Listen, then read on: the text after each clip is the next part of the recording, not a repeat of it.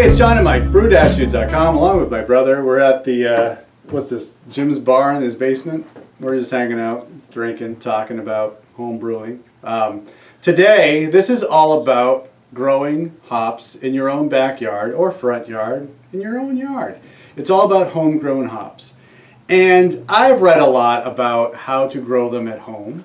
And I think that I have some experience with it too, now 5 years of growing them.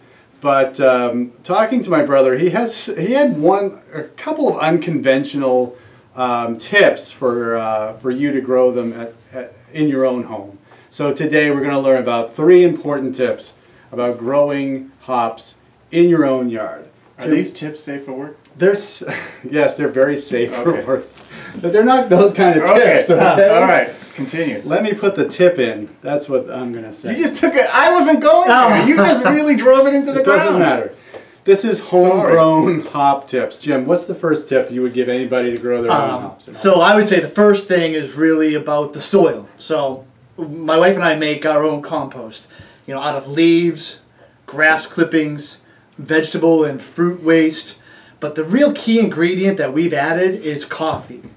When we make coffee, we save all the grounds and we actually add it into the soil.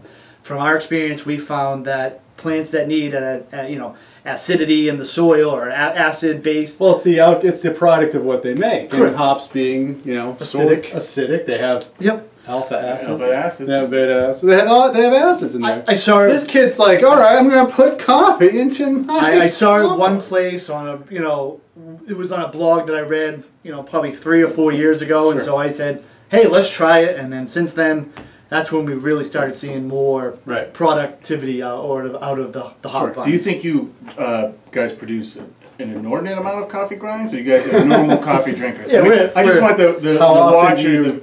Brew coffee. We talking a pot in the morning and a pot in the afternoon, or are we talking like 6 pots of coffee every day? We actually do cold brew, so we do it probably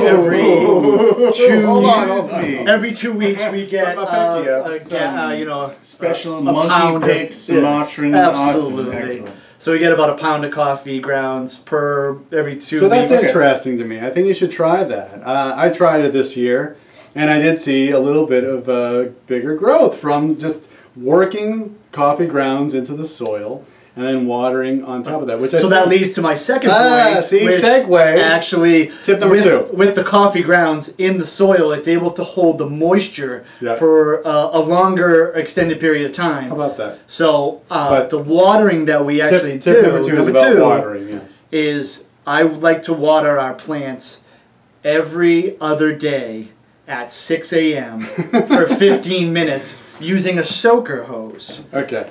So I don't think the actual time may matter, but in the morning. Yes, well, because if from other times that I've grown plants where I've watered at night, you've actually gotten root rot because of the water sits there overnight and it causes mold to build up on the plants. So in the morning it gives it that drink of water before it gets the hot sun by midday and late afternoon so it can survive through the next couple of days. Do you think there's a difference between like the coffee ground trick and say like mulching your plants or your hops versus to maintain moisture?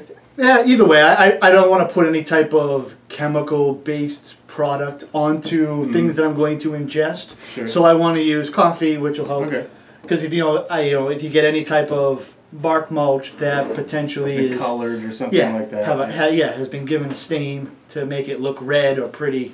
I don't want that anywhere near my fruit or produce. Okay, so that's 2 tips. Number 3. What's number 3? Number 3, this is pretty common knowledge, is you want your plants to have southern exposure. You want them to have sun for as long of a period during the day as possible.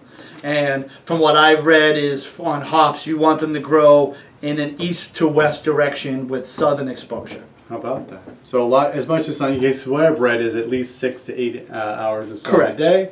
Mine get 10 to 12. Well, I'm too where special. I laid it, so that's fun. Pretty unique seeing how you're right up against the side of the house. Yes. Right. Most people, their houses, against the house, you're gonna get shadow at some point, but you really get a good blast. Your house is perfect. The rear of the house faces south. That's right. So, I hope you learned something in terms of the 3 tips here. I think the coffee grounds things is kind of interesting. It's a unique tip, yeah. The unique tip. So take these tips, buy a rhizome next spring out of your favorite local homebrew shop, and put it in the ground. And hopefully, with these tips, you'll be able to have a harvest. Maybe not the first year. I mean, you'll get some cones, but certainly by year 2, year 3, you'll be rocking with your own cones and be able to brew with them and have your own harvest ale. So for John and Mike, brew-tubes.com. Remember to subscribe, like our video, comment below. Go visit our own site, brew-tubes.com. John and Mike, brew-tubes.com. Brew on. Cheers. Cheers.